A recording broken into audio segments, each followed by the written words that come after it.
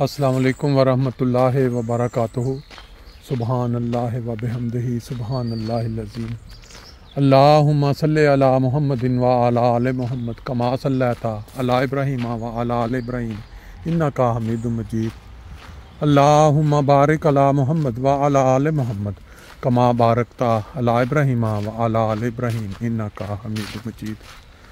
दोस्तों, ये जो मुकाम है एक ऐसा मुकाम है कि जिसे हम में से हर इंसान भूले या भुलाए रखता है। एक तरफ अगर हम नज़र डालें तो ये ज़िंदगी की चहल पहल आपके सामने बाहर नज़र आ रही है, मगर अगर हम इस एरिया में दाखिल हो जाते हैं तो ये वो इंसान हैं जो हमारी तरह ही भागे फिरते थे, अपनी ज़िंदगी में मगन थे और इनको भी यकीन था हमारी तरह कि हम में से शायद यहाँ किसी ने नहीं आना। आज एक बहुत ही अफसोसनाक खबर ने हिला के रख दिया इस सेंस में कि जैसा ही किसी इंसान का ताल्लुक़ जिस तरह को दूसरे से के साथ होता है या कुछ यादें वाबस्ता होती हैं तो उसके इस दुनिया से रवाना होने पे इंसान ज़्यादा महसूस करता है। अब आप देखें, फ़लस्तीन के अंदर डेली रात के वक्त सैकड़ों की तादाद में जो फ़लस्तीनी मुसलमान हैं उनको बम्बारमेंट करके शहीद किया जा रहा है, लेकिन पूरी दुनिया जो है वो बिल्कुल इसराइल की हमायत में और हक बजानब समझ रही है उनको। जो खबर मैंने अभी सुनी वो हमारे एक बहुत ही प्यारे दोस्त मोहतरम सलीमुद्दीन साहब की वफ़ात की खबर है। इन्ना लिल्लाहि व इन्ना इलैहि राजिऊन।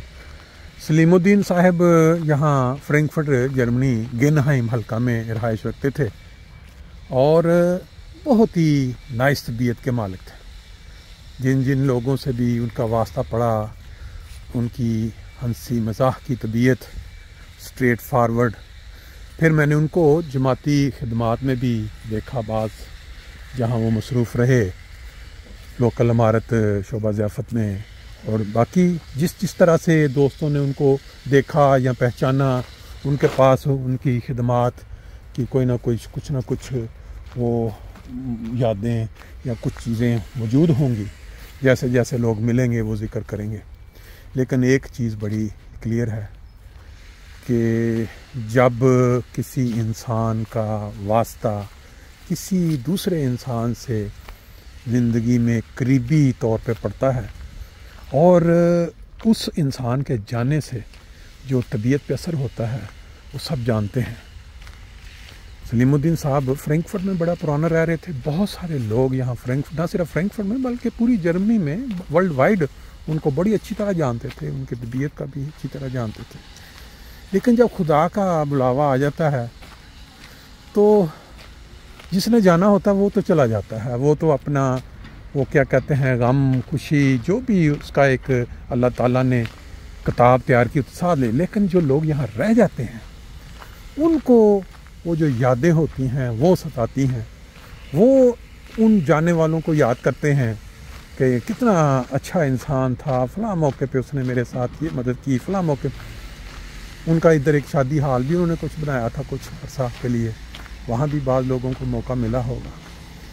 अल्लाह ताला उनके दर्जात बुलंद करे, उनको जन्नतुल फरदौस में बुलंद मुकाम से नवाजे, उनके बीवी बच्चे या उनके भाई, उनके अजीज़ व कारब दोस्त जितने भी हैं सबको सब्र की तौफीक दे।